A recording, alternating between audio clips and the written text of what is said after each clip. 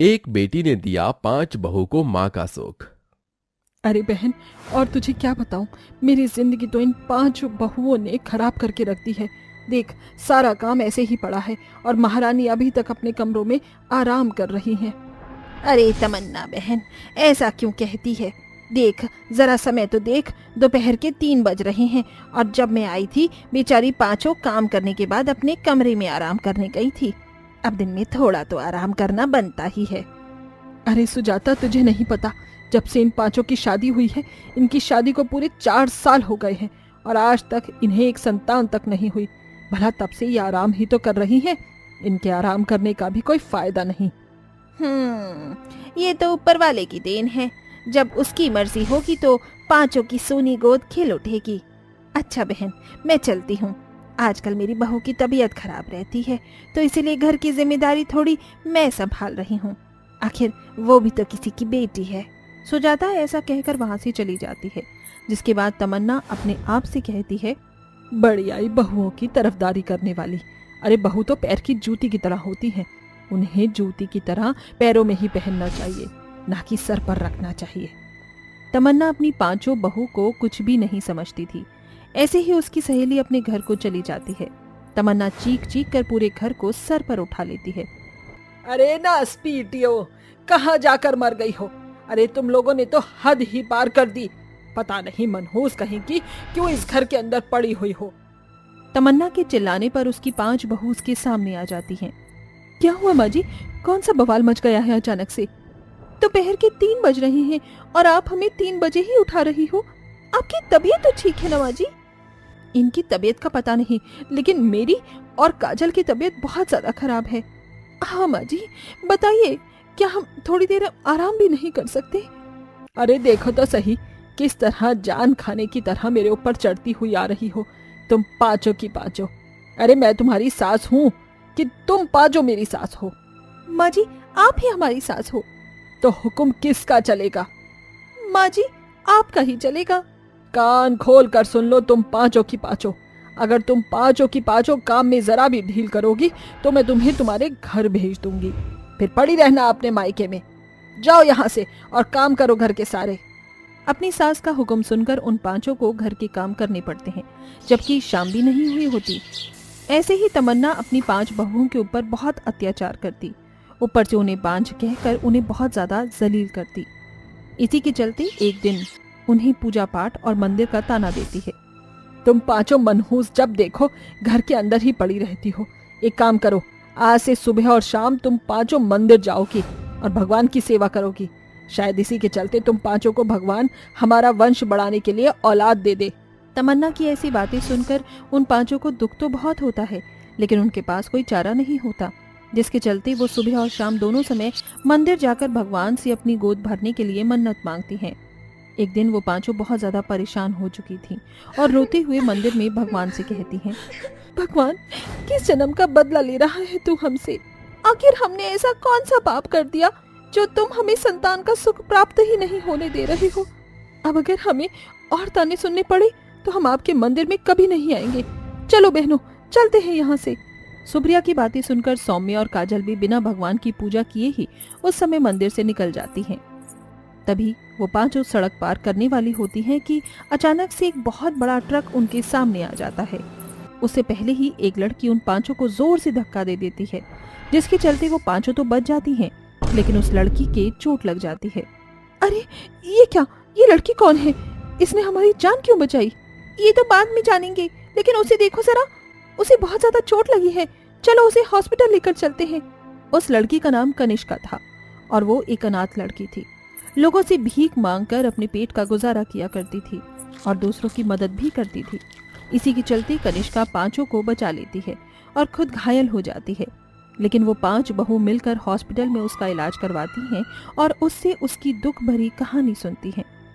मेरा इस दुनिया में कोई नहीं है। मेरे पैदा होते ही मेरे माता पिता भगवान को प्यारे हो गए थे, तब से मैं दर दर की ठोकर खा रही हूँ। भगवान ऐसा कैसे करता है? जिनको औलाद चाहिए उनको औलाद नहीं देता, और जिनके पास औलाद होती है उन्हें अपनी औलाद से अलग कर देता है। प्रीति की बात सुनकर बेचारी कनिष्का रोने लगती है, जिसके बाद उन पांचों का मन नहीं मानता और वो उसे अपने साथ अपने घर ले आती हैं। आज से तुम हमारे साथ ही रहोगी। जैसे ही सौम्या, प्रीति, सुप्रिया, काजल और ऐश्वर्या कनिष्का को घर पर लेकर आती हैं, कनिष्का को देखते ही तमन्ना उन पांचों से कहती है, ये रास्ते का कूड़ा उठाकर तुम अपने घर पर कैसे ले आई? कौन है ये लड़की? इसकी हालत तो देखो जरा। ये मेरे दूर की मौसा की बेटी की भांजी है और मेरी छोटी बहन। जैसे ही मैं मंदिर से बाहर निकली तो मैंने इसे देखा। इसकी हालत बहुत बुरी थी। इसके माता पिता बचपन में जन्म देकर भगवान को प्यारे हो गए।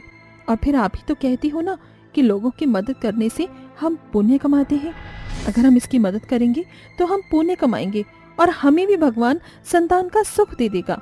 वो पांचों अपनी बातें घुमाकर कनिष्का को घर में ही रख लेती हैं। कनिष्का बहुत अच्छी और समझदार थी। जब से वो उस घर में आती है वो उन पांचों बहुओं का बहुत ख्याल रखती है। अरे आप पांचों उठ गई? टेबल पर बैठ जाइए, मैंने आप पांचों के लिए नाश्ता बनाया है। जल्दी उठकर तुमने नाश्ता भी बना लिया? वो पांचों बहुत हैरान रह जाती हैं, क्योंकि नाश्ते के साथ साथ कनिष्का घर की साफ सफाई भी बहुत अच्छे से कर चुकी थी। मैं भी तो आपकी बेटी की तरह ही हूँ, इसीलिए मेरा फर्ज बनता है कि मैं आपका ख्याल रखूंगी।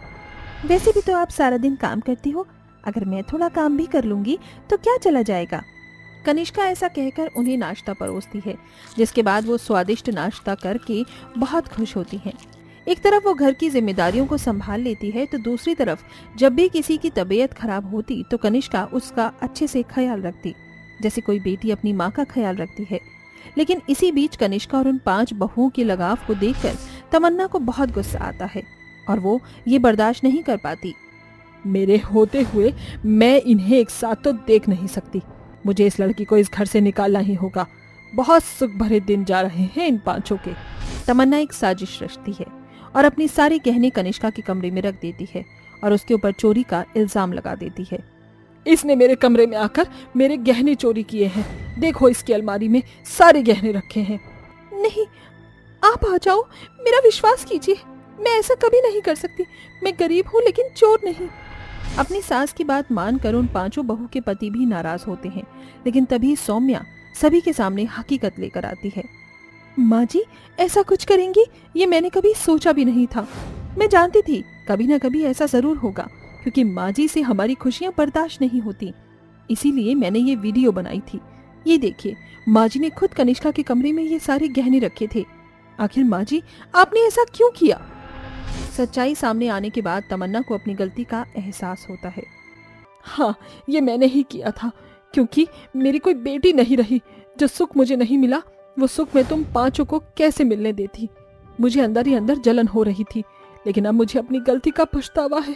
तुम पांचों मुझे माफ कर दो और कनिष्का बेटी तुम भी मुझे माफ कर दो।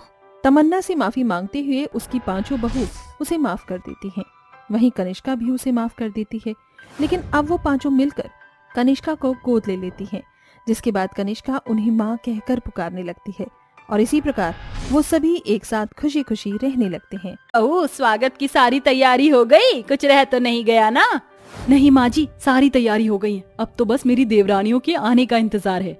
देवकी और देवकी की बड़ी बहू रश्मि तीनों बहू के आने का इंतजार कर ही रही होती हैं कि तभी देवकी के तीनों बेटे राज, ऋतिक और रॉकी अपनी अपनी पत्नियों के साथ आते हैं, जिसके बाद देवकी और रश्मि उन सब का स्वागत करती हैं। आलिया, नित्या और रिया, ये लो, ये हमारे खानदानी हार है। आज से ये हार तुम तीनों का। माँ जी, आप हमें इतने छोटे छोटे हार दे रही हैं और ये तो ज्यादा सुंदर भी नहीं है।